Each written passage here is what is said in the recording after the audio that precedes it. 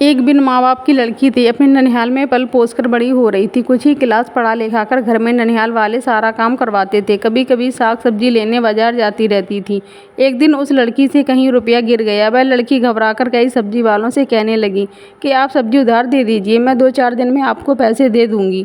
लेकिन कोई सब्जी वाला उधार देने को तैयार नहीं था। यह बात एक लड़का सुनकर बोला कि मैडम, आपको कितने पैसों की ज़रूरत है?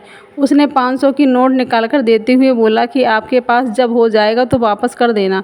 लड़की बोली कि सर, आपको कहाँ खोजूंगी? लड़का बोला कि मैं बहुत बड़ा आदमी नहीं हूँ, प्रतिदिन हम इसी समय सब्जी या फल लेने बाजार आया करता हूँ। लड़की जब भी बाजार आती थी, लड़का भी सहयोग से मिल जाता था। लड़की मिलकर बहुत शर्मिंदगी महसूस करती थी। लड़का भी कुछ नहीं कहता था। जब एक हफ्ता हो गया तो लड़की पूरी बात बताई कि सर, मैं अपने ननिहाल में रहती हूँ, सब्जी में से रोज़ कुछ पैसे बचाती हूँ, वही इकट्ठा करके दे दूँगी।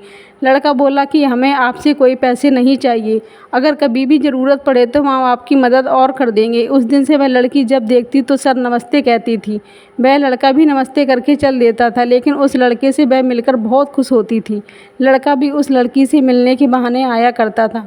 कभी कभी लड़की के ननिहाल वाले ताने मारते थे कि जवान हो गई है, मर भी नहीं गई, अब तो शादी का सारा खर्च हम लोगों को ही उठाना है। एक दिन उस लड़की ने उस लड़के से बोली कि सर, क्या आप अपने घर झाड़ू पोछा मारने के लिए मुझे रख लेंगे? हमें अब ननिहाल में घुटन महसूस होता है। लड़का हंसते हुए बोला कि ठीक है, हमको अपने मम्मी पापा से पूछ लेने दीजिए। संयोग देखिए, वह एक ज़रूरी काम से बाहर चला गया। लड़की जब भी बाजार आती थी, उसी लड़के को उसकी नज़रें ढूंढती थीं।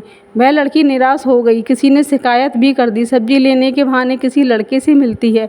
अब रोज़ ननिहाल वाले प्रताड़ित करने लगे थे। लड़की ऊब कर मन में सोच ली कि आज अगर वह लड़का नहीं मिला तो आत्महत्या कर लूँगी। अजीब संयोग देखिए, उस दिन वह लड़का तब तक दिखाई दे दिया। लड़की उस लड़के को देखकर अपने आंसुओं को रोक न सकी और नम आँखों से बोली कि सर, आप कहाँ चले गए थे? लड़की की नम आँखों को देख लड़का बोला कि आपसे एक बात बोलूँ, आप नाराज़ तो नहीं होंगी? लड़की कही कि सर बोलिए। लड़का बोला कि क्या आप मुझसे शादी करेंगी?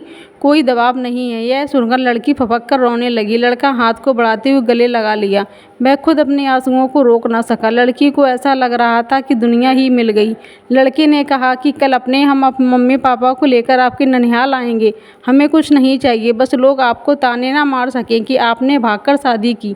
घर सबको जाकर बता देना। फिर भी लड़की कुछ नहीं बताई। अचानक एक बहुत कीमती कार बाहर खड़ी होती है। उसमें से वह लड़का व उसके मम्मी पापा निकलते हैं। लड़की के ननिहाल वाले चौंक गए। वह बोले कि आप सब? लड़की के मम्मी पापा बोले कि आपकी भांजी का हाथ मांगने आए हैं। हमने मुहूर्त निकालकर सब इंतजाम कर लिया है। आप केवल लड़की लेकर आ जाना। हमारे बारे में अगर जानकारी करना चाहते हो तो पता कर लेना। शहर का सबसे बड़ा रईस हूँ, मुझे कुछ नहीं चाहिए। हमारे लिए दुल्हन ही दहेज है। लड़के के मम्मी पापा अपने सारे खर्च से बड़ी धूमधाम से विवाह किया। बहर लड़की ससुराल पहुँचकर घर में अपने सास ससुर के मरते वक्त तक बहुत सेवा व देखभाल की।